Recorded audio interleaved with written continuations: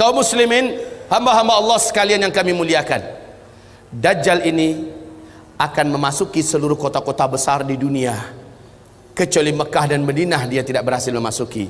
Kedua kota ini, baik fisiknya tidak bisa masuk ke Mekah Madinah, baik ilmu kekuatan sihirnya dan magicnya tidak bisa masuk ke dalam Mekah dan Madinah. Makanya salah satu kata Nabi, kalau kamu ingin selamat, kamu dengar Dajjal sudah keluar, segeralah hijrah, larilah ke Mekah atau ke Madinah. Jika tidak mampu, ada 5 langkah lain yang diperintahkan Nabi agar selamat dari Dajjal la'natullah alaih. Kaum muslimin yang kami muliakan, Dajjal ini bukanlah makhluk raksasa tinggi besar. Saya waktu di Sydney, saya malu mendengarkan jawaban seorang ustadz kondang di TV, acara live, ditanyakan oleh jamaahnya, apakah itu Dajjal? Oh, katanya, Dajjal itu adalah makhluk yang sangat tinggi besar. Kalau dia masukkan kakinya ke samudra laut yang paling dalam hanya semata kakinya. Waduh. Kalau dia ngomong di timur, yang di barat mampu mendengar suaranya. Kalau dia kencing di satu kota, banjir satu kota itu. Malu saya mendengar tuh jawaban, ya Allah.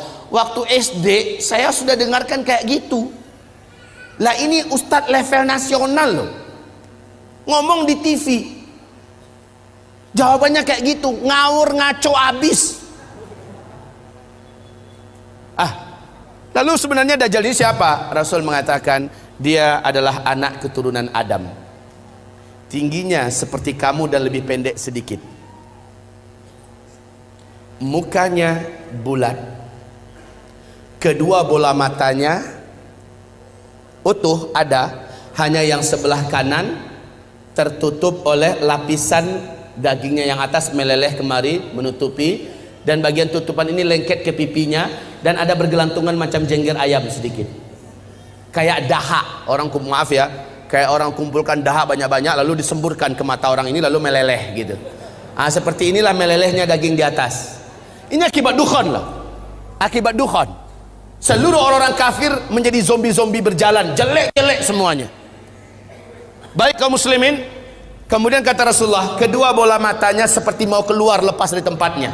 Hanya karena ini sudah ketutup, nampak tonjolan itu jelas. Sementara matanya sebelah kiri sudah hampir lepas dari tempatnya. Warnanya hijau kaca. Warna kulitnya putih kemerah-merahan, putih pucat kemerah-merahan. Bibirnya tebal, rambutnya kribo. Di sela-sela rambutnya yang kribo muncul rambut-rambut lurus seperti ijuk. Lehernya agak sedikit panjang, lebih panjang daripada kita, sedikit lebih panjang. Bahunya mereng, dadanya bidang, full daging, sekel. Rasulullah mengatakan bila ia berjalan, kamu akan melihat kedua mata kakinya saling berjauhan dan kedua jempol kakinya saling berdekatan. Udah kebayang? Seperti ini. Oh, tapi kalau ketemu orang kayak gini jangan dibilang Dajjal.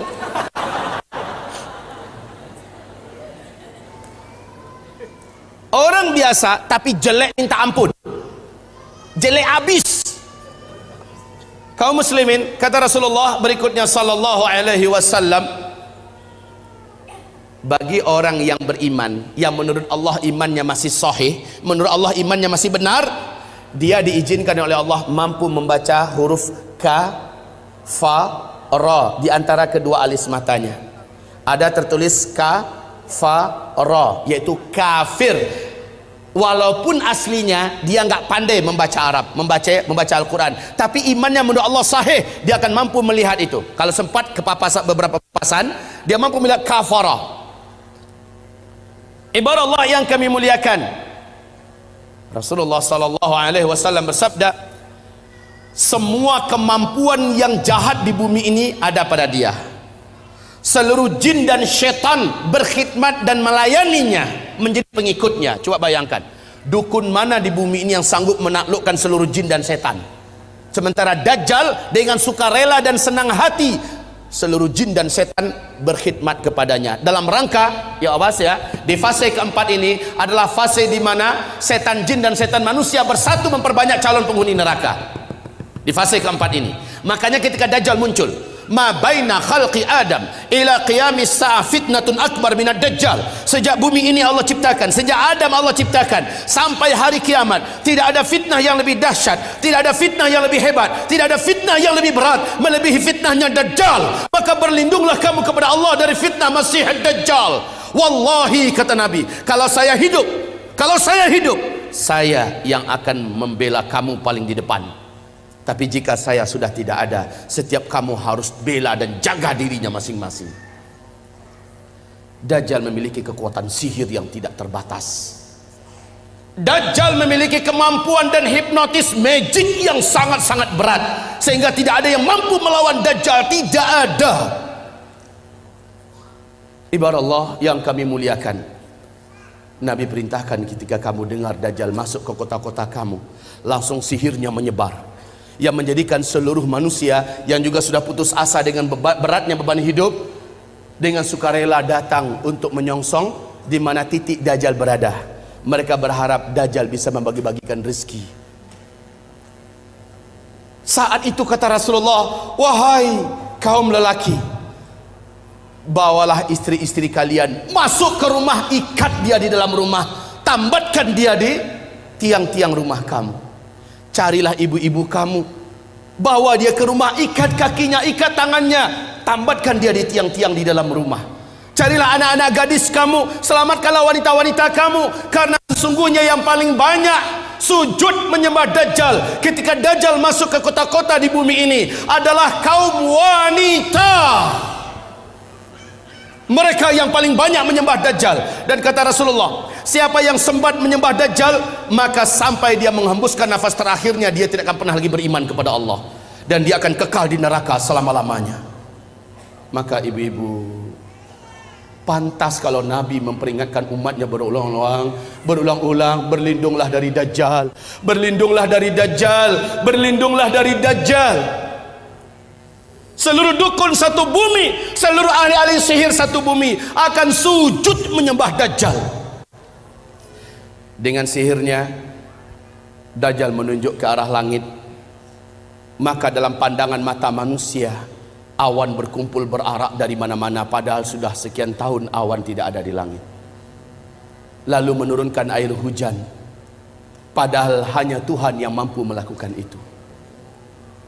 Dengan telunjuknya Dajjal menunjuk ke arah tanah yang gersang dan tandus, maka tanah itu seperti memperlihatkan rumput-rumput hijau pun muncul, air sungai mengalir.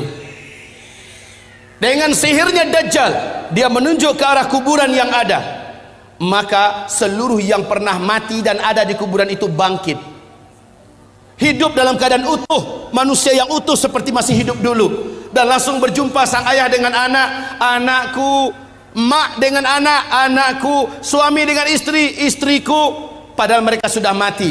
Ternyata terbongkar rahasianya. Rasul mengatakan itu seluruhnya bukanlah orang yang sudah mati, tapi jin-jin dan setan-setan yang menjelma menjadi orang yang dulu pernah hidup, agar menipu orang-orang yang masih hidup ini.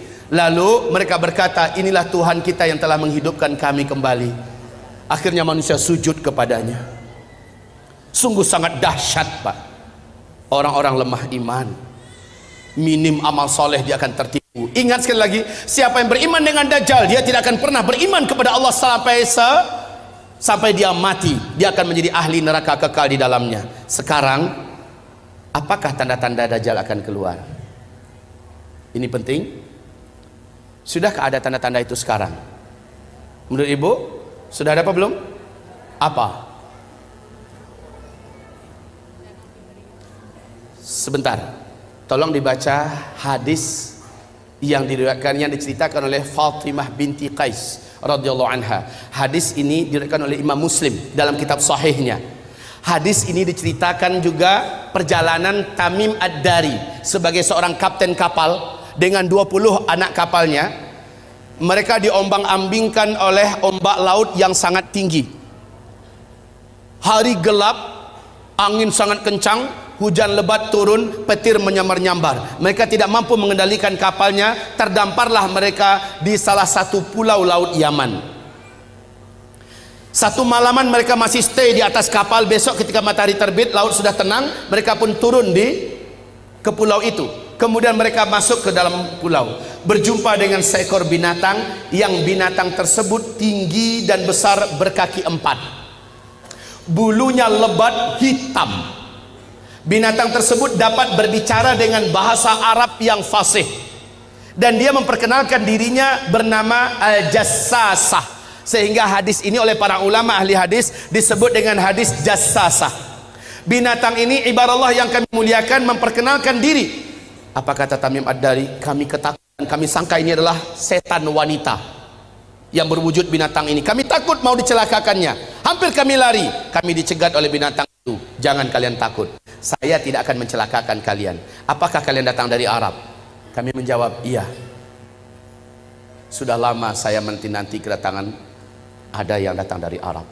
Sesungguhnya seorang lelaki di kuil tua sana sudah sangat lama menanti-nanti kedatangan orang yang datang dari Arab. Dia ingin mendengarkan perkembangan berita terakhir dunia sekarang. Pergilah kalian ke kuil tua itu, jawablah pertanyaan-pertanyaannya. Maka dalam keadaan takut, kata Tamim Ad-Dari, kami lari terbirit-birit meninggalkan binatang ini menuju kuil tua tersebut. Sampai di kuil tua itu, kami terbelalak, mulut menganga melihat pemandangan yang belum pernah kami melihatnya. Seorang lelaki bertubuh gempal, kedua kakinya dirantai dengan rantai yang teramat sangat berat dan besar, rantai besi. Laki-laki ini tergeletak di lantai. Rantai itu bersambung mengikat kedua tangannya. Rantai yang berat besar dari besi. Rantai tersebut menyambung mengikat membelenggu lehernya. Lalu dia berkata, kalian tidak usah takut. Apakah kalian datang dari Arab? Kami menjawab iya. Sudah lama saya menanti kedatangan kalian. Apakah di Arab sudah muncul seorang lelaki yang ummi, mengaku-ngaku menjadi nabi penutup, namanya Ahmad? Kami menjawab sudah. Ahmad kan salah satu nama Nabi Muhammad SAW. Sudah dekat. Jika begitu, waktunya sudah dekat. Apakah kalian beriman kepadanya? Tamim Ad-Dari menjawab, sebagian kami ada yang beriman kepadanya, sebagian lagi tidak. Sebaiknya kalian beriman, maka selamatlah kalian. Dia bertanya lagi, dijawab. Dia bertanya, dijawab. Apapun pertanyaannya dijawab. Kemudian pertanyaan yang perlu menjadi catatan kita, sebagai tanda dia ini akan keluar, ternyata dialah Dajjal. Ternyata dia adalah Dajjal. Dia bertanya tentang dua hal. Tentang pohon kurma baisan. Tamim Ad-Dari berkata, apanya ingin kalian tanyakan? Pohon kurma baisan itu hari ini masih berbuah enggak? Tamim Ad-Dari menjawab, sekarang masih, buahnya lebat. Lihat saja, sebentar lagi buahnya akan habis. Dan tak lama setelah itu, saya pun lepas. Dia bertanya tentang Danau Tiberias. Dia bertanya tentang Danau Tiberias. Kemudian dijawab, mana? Dia bertanya tentang Danau Tiberias. Di manakah Danau Tiberias itu? Tahu? Lihat ini yang ada di lembaran yang ada di bawah.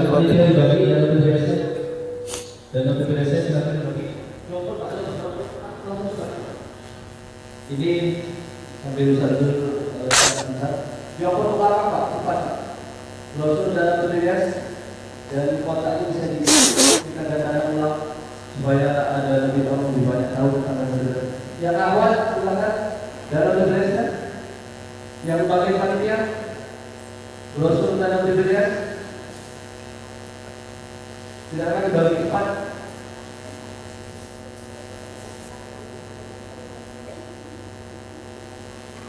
Ayo, waktunya kita tidak lama. Masih banyak penjelasan tentang akhir zaman. Silakan. Bantu, mohon dibantu. terus dioper belakangnya. Yang sudah dapat medali. Baik, kaum muslimin, perhatikan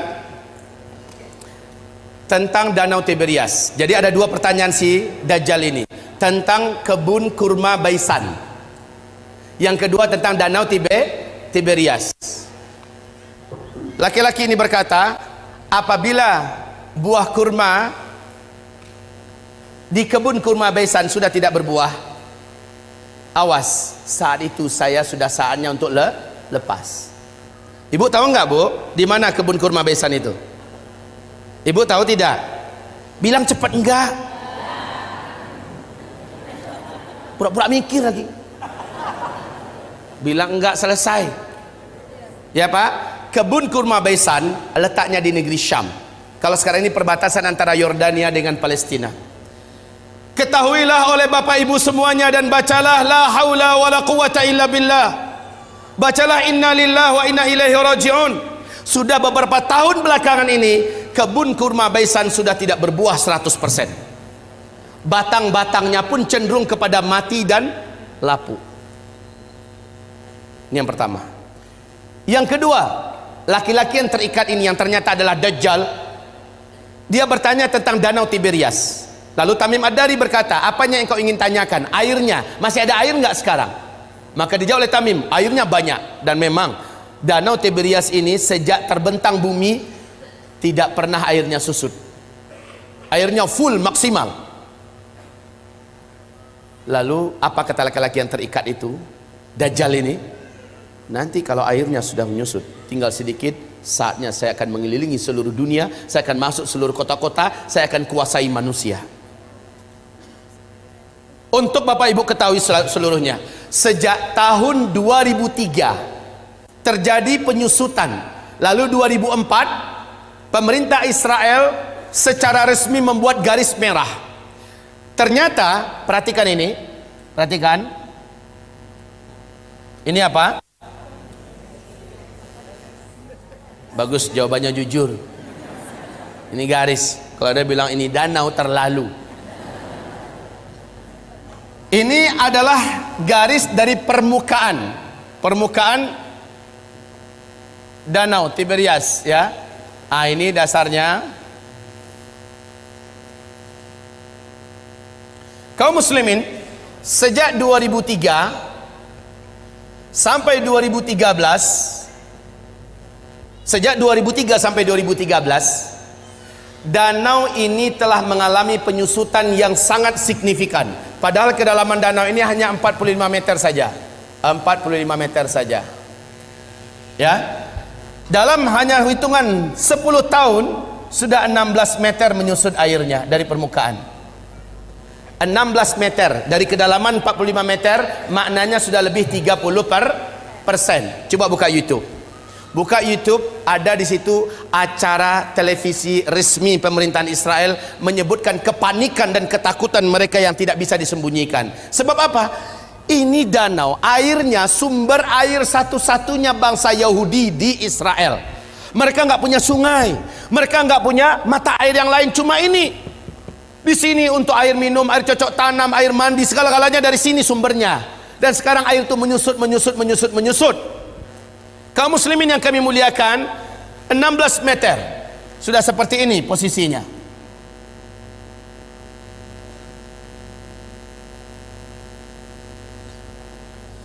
Tahun 2015 akhir 2015, bahagian yang paling menonjol dari danau ini sudah muncul seperti pulau-pulau kecil. Kelihatan seperti pulau-pulau kecil di atas permukaan danau.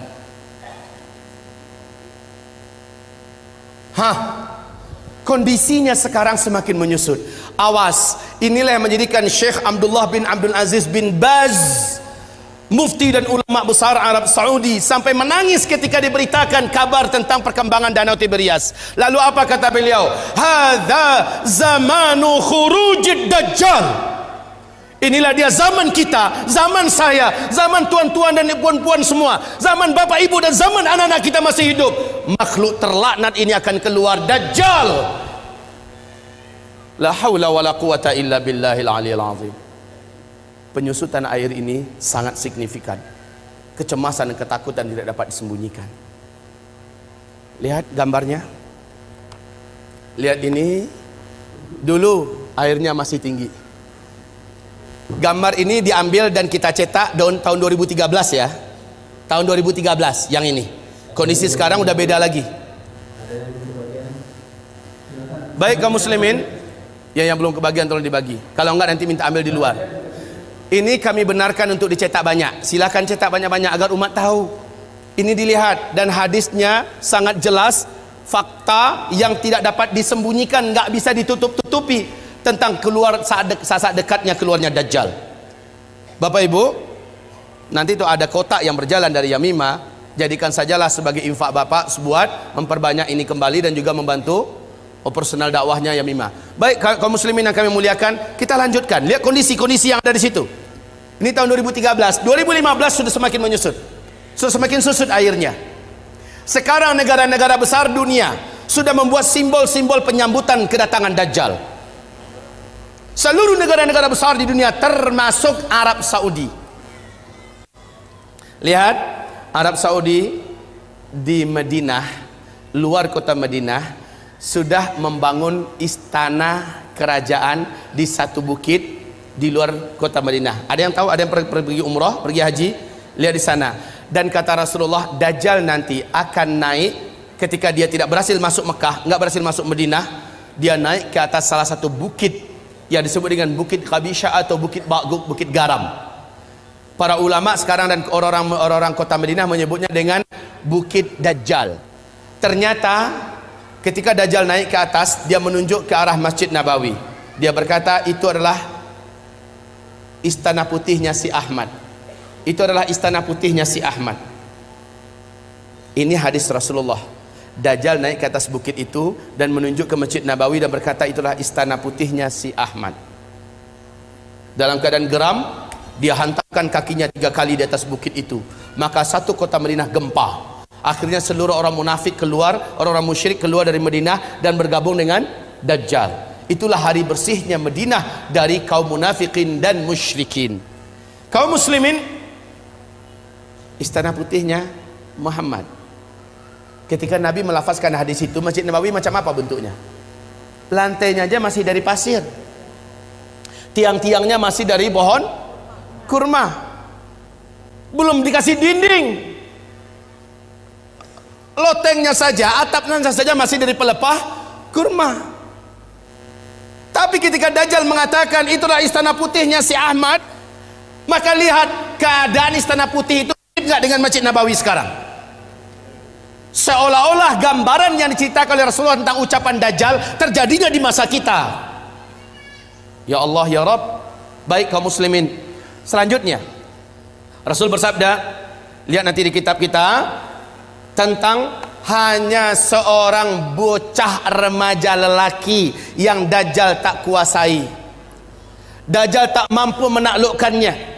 Kalau dia ketemu sama orang, ini orang pasti takluk. Sihirnya pasti merubah orang ini.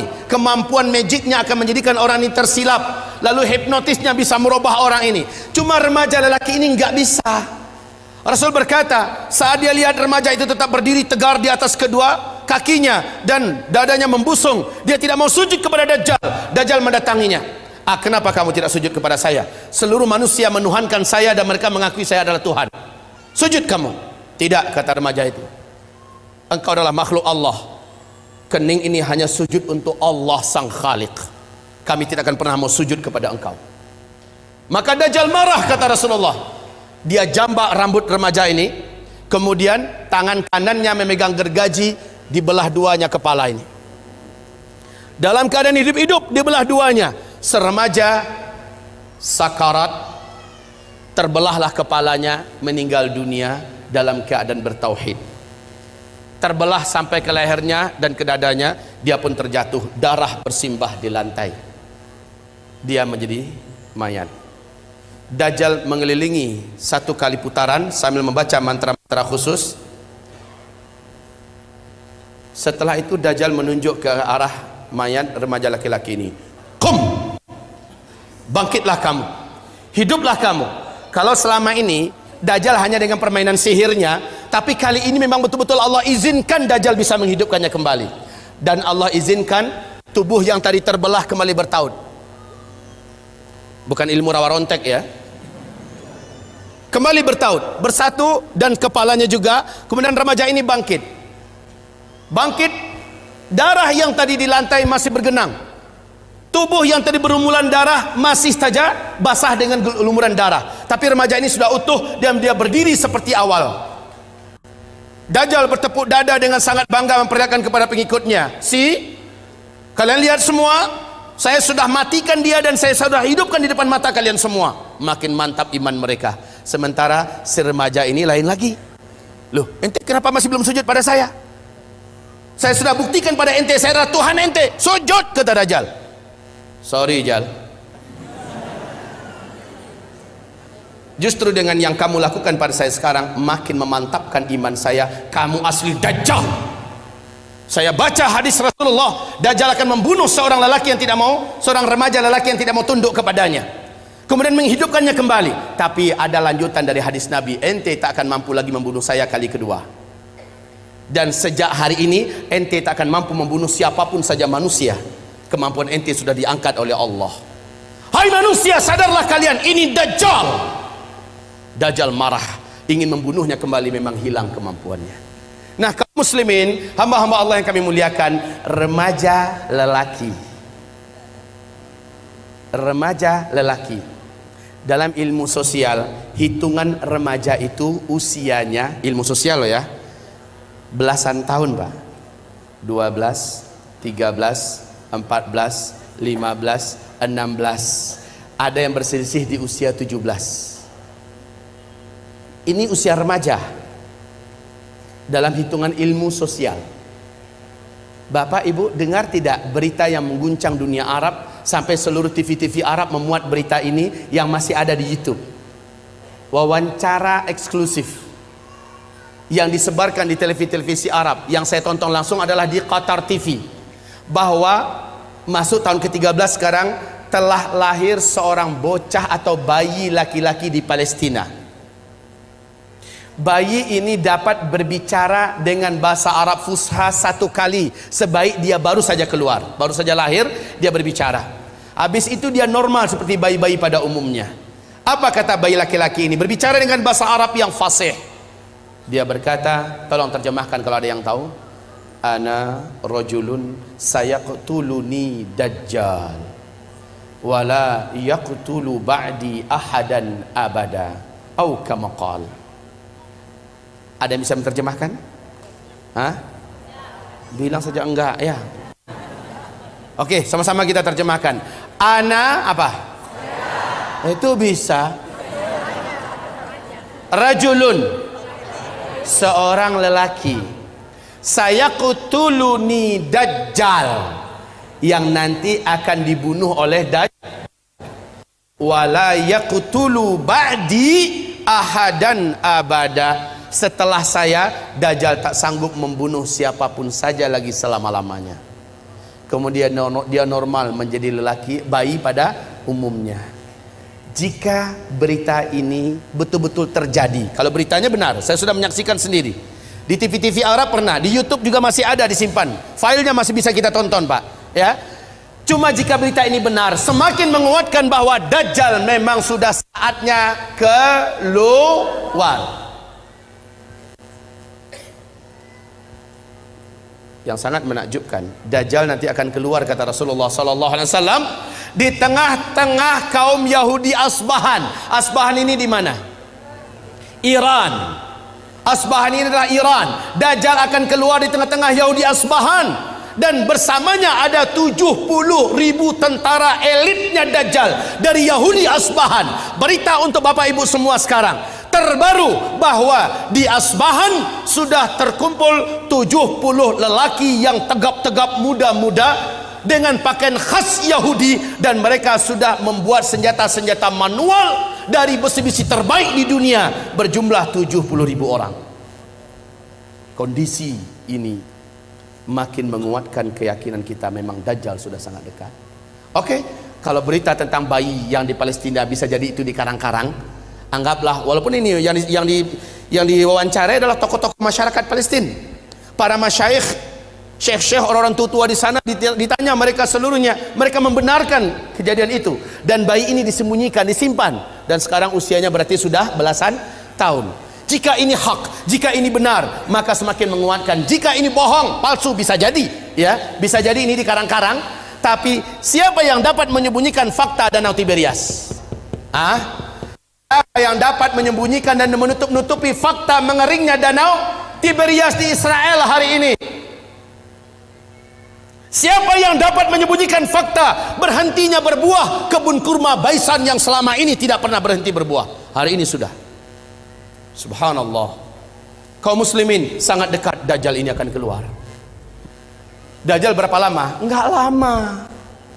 Kata Rasulullah hanya 40 hari. Setelah dia lepas, dia hanya berumur 40 hari. Satu harinya yang pertama kamu hitung 1 tahun. Satu hari kedua kamu hitung 1 bulan. Satu hari ketiga kamu hitung 1 minggu. Hari-hari yang tersisa yaitu 37 sama dengan hari-hari kamu biasa. Maka kalau di total setahun 2 bulan 2 minggu saja, Dajjal pun habis. Siapa yang menghabisinya? Inilah tanda besar kiamat yang ketiga. Jadi sangat dekat ya. Dajjal itu hanya sebentar. Yang ketiga adalah turunnya Nabi Isa alaihi salam. Turunnya Nabi Isa alaihi salam. Di mana turunnya? Di Suriah, di Damaskus, di Masjid Putih yang ada menara putihnya. Dan menurut Syekh Al-Hafiz Ibnu Katsir, dianya adalah di Masjid Jami' Amawi, masjid peninggalan dinasti Bani Amawiyah yang ada menara putihnya, dan itu di Damaskus. Masjid itu sampai hari ini masih utuh, menaranya masih oke. Allahu Akbar. Jadi Nabi Isa turun nanti di Masjid Jami' Amawi, bukan Isa Habibullah yang di Jombang. Ngaku-ngaku Nabi Isa. Kalau ngaku Nabi Isa, tolong suruh cari Dajjal, karena kerjaan Isa yang pertama membunuh Dajjal. Nah ini kaum muslimin, ketika Isa turun, khalas. Perlu diingat, Al-Mahdi terkepung. Al-Mahdi itu, ini Al-Mahdi kan menjadi raja, menjadi khalifah di sini. Dia keluar setelah Dukhan. Ini Al-Mahdi. Dari sini Al-Mahdi menyatukan dan memimpin seluruh umat Islam sedunia menghadapi hari-hari berat sampai dia ditolong dan dikuatkan oleh Isa alaihissalam. Lalu setelah melewati fase tanda besar kiamat yang keempat, masuklah masa-masa aman. Al-Mahdi menjadi khalifah di sini. Jadi kaum muslimin yang kami muliakan, Al-Mahdi sedang dikepung oleh Dajjal. Dajjal sudah selesai menaklukkan seluruh dunia. Dajjal sudah selesai memurtadkan banyak manusia. Dajjal ibadallah yang kami mengepung Al-Mahdi. Al-Mahdi sudah berhari-hari dengan orang-orang beriman terkepung. Dajjal dengan bala tentaranya di luar dah siap untuk mencincang Al-Mahdi dan orang-orang beriman yang ada bersama Al-Mahdi. Isa turun di waktu subuh. Saat itu kumandang azan dan udah qamat. Al-Mahdi maju ke depan. Tiba-tiba seluruh mata tertatap ke arah langit. Satu titik cahaya yang indah turun. 2 malaikat dengan bersayap sedang turun di tengah-tengahnya Nabi Isa, dan Nabi Isa meletakkan kedua telapak tangannya di atas bahu masing-masing. Turun dengan indahnya. Rambut Isa sebahu panjangnya, seperti orang baru mandi basah. Menetes-netes kelihatan. Wajahnya sangat rupawan dan sangat membuat orang jatuh cinta. Isa sangat indah. Turun. Ketika Isa turun, 2 malaikat kembali naik. Al-Mahdi langsung mundur mempersilahkan Nabi Isa untuk menjadi imam sholat subuh. Isa menolak. Tidak, iqamat tadi untuk engkau, sekarang adalah masanya engkau memimpin, saya hanya pendamping engkau. Majulah, imamlah. Al-Mahdi pun menjadi imam. Selepas sholat subuh, mereka berzikir. Saat matahari terbit, gerbang masjid dihancurkan oleh Dajjal. Dajjal dengan penuh sombong dan angkuh dengan bala tentaranya yang elit sudah siap untuk menghabisi orang beriman yang ada di dalam. Tapi sayang, yang paling ditakutkan oleh Dajjal sudah turun. Nabi Isa berdiri, langsung berhadap-hadapan 2 tokoh legendaris akhir zaman ini. Isa melihat Dajjal, Dajjal melihat kepada Isa, melulung Dajjal di tempat. melulung kesakitan seperti orang sakaratul maut. Sebab apa? Ada kekuatan yang diberikan oleh Allah kepada Isa yang menyebabkan Dajjal tidak mampu bertahan. Dajjal meleleh, kata Rasulullah, seperti melelehnya garam yang dimasukkan ke dalam air yang panas. Wallahi, kata Rasulullah, kalau Dajjal bertahan di tempat berdirinya, pasti dia sudah akan menjadi cairan di lantai. Tapi Dajjal langsung lari dengan kekuatan yang dimilikinya, langsung menghilang. Tapi qadarullah, Isa Allah berikan kemampuan di atas Dajjal. Di mana saja Dajjal lari, kemana saja, Isa udah nunggu di situ. Hah? Mau kemana boy? Lari kemana saja udah ditunggu oleh Nabi Isa. Terakhir di pintu Lud, Dajjal dibunuh oleh Isa. Pintu Lud ini di Palestina, ya, di Palestina. Saat Dajjal muncul di pintu Lud di Palestina, saat itulah Isa menghunjamkan tombak yang ada di tangannya. Jeritan kematian Dajjal terdengar di santero bumi. Setelah itu darah Dajjal dinampakkan kepada Al-Mahdi dan orang beriman serta orang Yahudi melihat Isa mengangkat tombak itu tinggi-tinggi. Dajjal sudah mampus. Orang beriman bertakbir, Allahu Akbar, Allahu Akbar. Orang Yahudi yang ada lepaskan senjata-senjata mereka. Seluruhnya udah senjata manual ya. Ingat saat kejadian Dukhon sampai ke sini sudah manusia udah nggak ada teknologi. Orang udah kembali kepada zaman manual. Baik kaum muslimin yang kami muliakan, akhirnya Yahudi lari kemana-mana, sembunyi menyelamatkan nyawa di mana-mana. Alam ketika itu sudah Allah izinkan berbicara. Lobang tempat Yahudi bersembunyi berbicara, hai muslim, sini ada Yahudi sembunyi di dalam lobang saya nih, sini tangkap dia, uktulhu, bunuh dia. Kalau kata orang Curug Bengkulu, konoh. Kalau kata orang Minang, dabiahnya, habisin. Sembunyi di balik tembok, tembok bicara, beritahu di mana orang Yahudi. Sembunyi di balik pohon, pohon bicara, ya muslim ta'al hadza yahudiyun warai ta'ala faqtulhu, bunuh dia. Illal gharqad, kecuali pohon gharqad, fa innaha syajarul yahud, sesungguhnya gharqad adalah pohonnya Yahudi. Hanya pohon gharqad yang diam. Ternyata lebih 12 tahun yang lalu, hampir masuk tahun ke-13 sekarang, Rabi Yahudi telah mewajibkan Perdana Menteri yang menjabat Perdana Menteri di Israel wajib menanam pohon gharqad. 2 juta batang pohon star dimulai ditanam di Israel.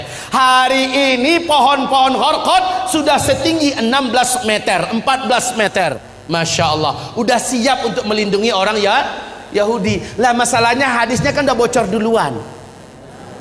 Orang beriman kan dah tahu kemana Yahudi sembunyi terakhir, ya kan? Mereka tinggal bawa senjata ke kebun pohon gharqad. Lihat, ada kutu satu sembunyi. Ceklekek, mati. Kemana-mana sembunyi Yahudi, pap, pap, habis Yahudi, habis. Isa langsung mengumumkan salib adalah batil. Maka orang-orang Nasrani berbondong-bondong masuk Islam. Terjadilah tanda besar kiamat yang keempat. Langsung lepasnya bangsa paling kejam, paling buas, paling brutal, paling jahat tak terkalahkan, dan jumlah mereka menyelimuti seluruh permukaan bumi, Ya'juj dan Ma'juj. Jumlah mereka kata Rasulullah dalam 1000 manusia. Apa? Aduh, mau lepas jantung saya. 10 menit lagi. Sambung 4 yang kedua atau waktu kapan? Ini waktunya 30 menit lagi. Ini memang benar Bapak Ibu. Ini baru setengah sesi baru setengah, ya. Nggak terasa udah hampir 2 jam kan? Tapi kalau ada punya helikopter boleh antar ke depan. Baik Bapak Ibu yang kami muliakan, kita lanjutkan. Kita nikmati yang 10 menit ini. Gimana Pak? Tinggal waktunya 10 menit, mungkin sambil bertanya jawab. Langsung saja atau proses? Nggak usah. Ya. Bu, jangan marah ke saya Bu. Di Bandung ini pesawat satu-satunya hanya jam 12 lewat 55 ke Padang. Ya. Masih lama. Iya. Pas jam 12 saja lah saya pulang ya. Ya. Habis itu kata Ustaz Rijal, pakai helikopter antarin saya pulang. Baik. Kita teruskan. Baik hamba-hamba Allah, ini menandakan akan ada pertemuan kedua. Ini menandakan akan ada pertemuan kedua, insyaallah. Mari kita lanjutkan. Sebentar, kita nikmati yang 10 menit nih. Ayo fokus, kembali fokus. Baik, kaum muslimin yang kami muliakan, Ya'juj dan Ma'juj ini jumlahnya kata Rasulullah, seluruh daratan gurun Sahara dan tanah yang seluas-luasnya di Jazirah Arab, di negeri Syam, Khurasan, ya, seluruhnya akan tertutupi oleh banyaknya jumlah Ya'juj dan Ma'juj. Ya'juj Ma'juj ini adalah anak cucu Adam juga, manusia, tetapi yang ditaklukkan oleh Iskandar atau disebut dengan Dzulqarnain, Iskandar yang agung. Kaum muslimin, setiap 1000 manusia jumlah mereka 999 orang. Satunya adalah kamu. Saking banyaknya sehingga Allah mengatakan, hai Isa, hari ini tidak ada yang mampu mengalahkan Ya'juj dan Ma'juj. Bawalah hamba-hambaku bersamamu, bawalah mereka lari ke atas gunung Tursina. Saat orang-orang beriman bersama Nabi Isa Al-Mahdi sampai di atas gunung Tursina, apa yang terjadi berikutnya? La haula wala quwata illa billah. Allah gaibkan mereka dari jangkauan Ya'juj dan Ma'juj, sebagaimana selama ini Ya'juj dan Ma'juj digaibkan oleh Allah sehingga tidak mampu menembus kehidupan sebelum waktunya.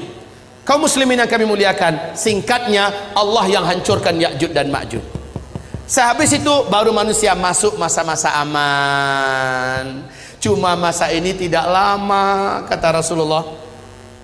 Masa ini hanya berlangsung dari 7 tahun. Ini adalah masa Al-Mahdi memimpin.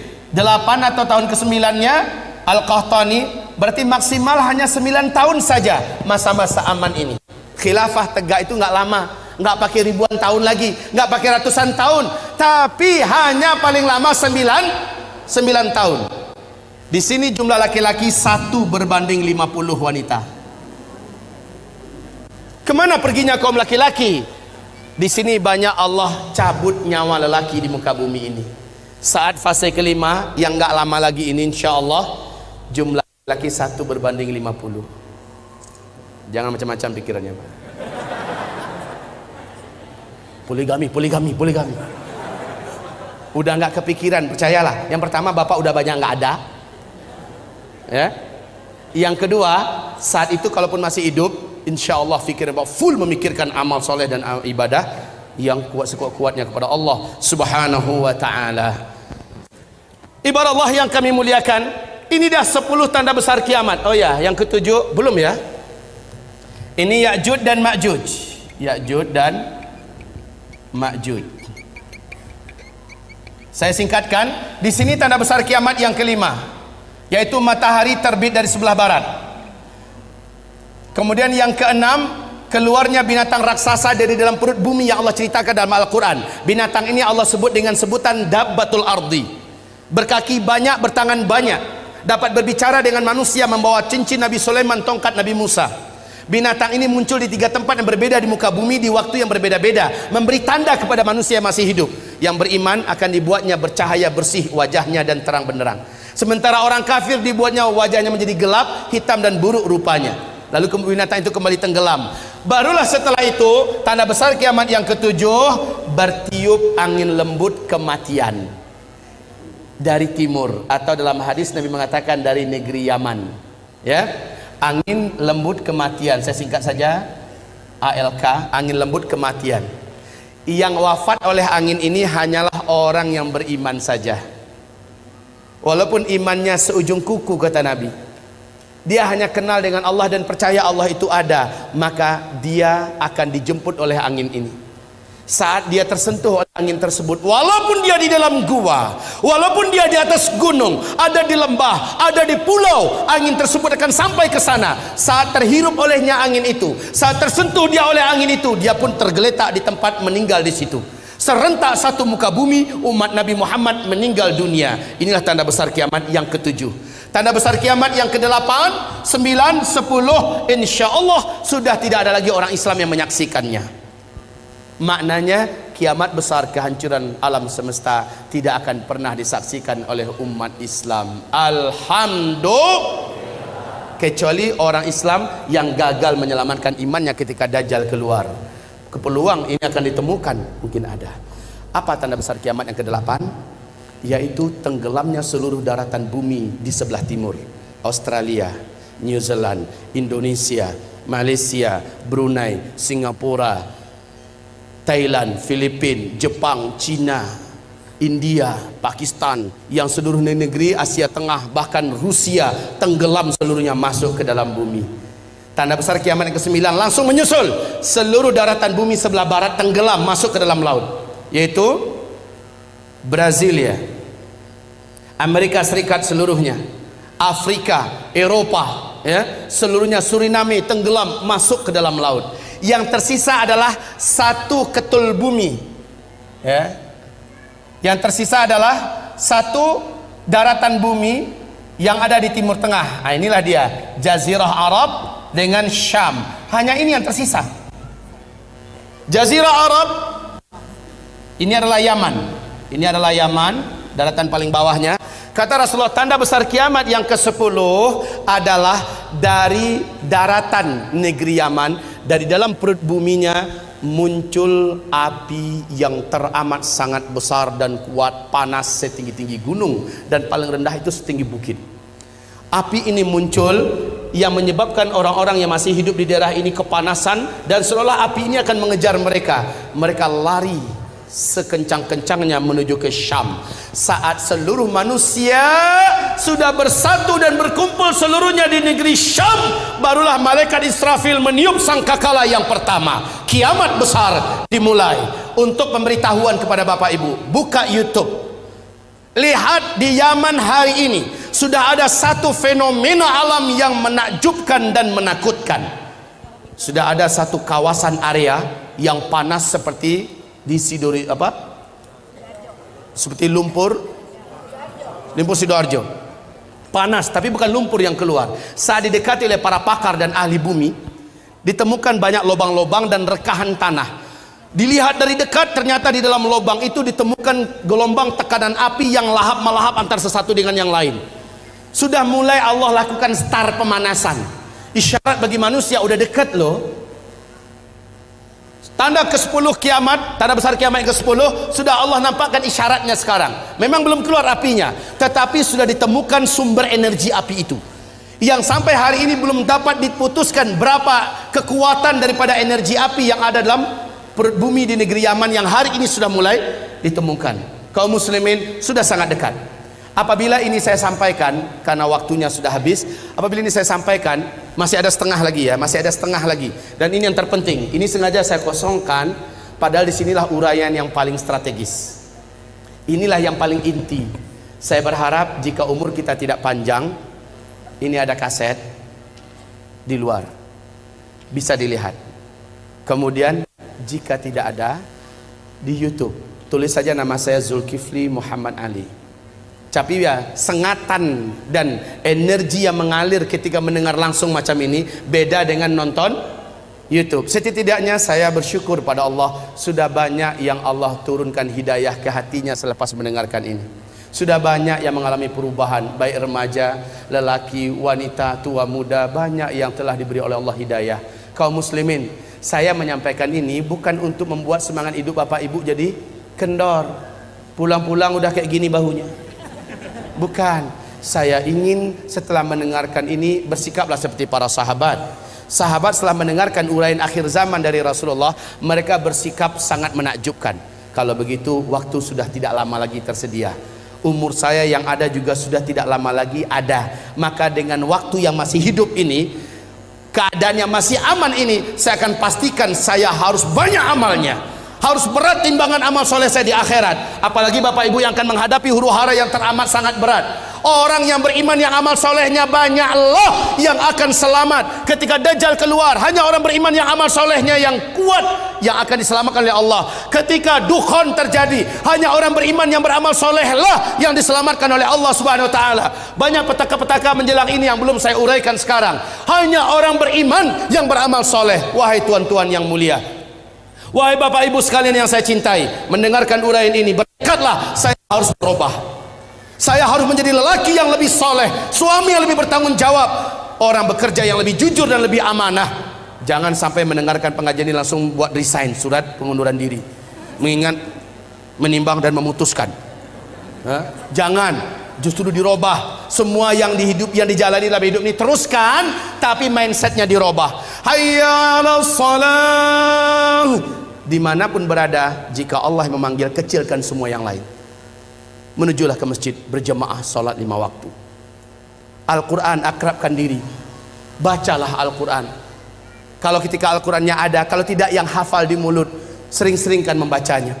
Hafalkan dari sekarang surat Al-Kahfi 10 ayat pertama atau 10 ayat terakhir, karena ayat ini menjadikan kita tidak mampu ditembus oleh Dajjal, baik sihirnya, kekuatannya, dan bahkan kita tidak akan nampak oleh Dajjal kalau kita membaca surah Al-Kahfi. Sebab Allah melindungi pemuda-pemuda Kahfi dari incaran dan kejaran penguasa zalim.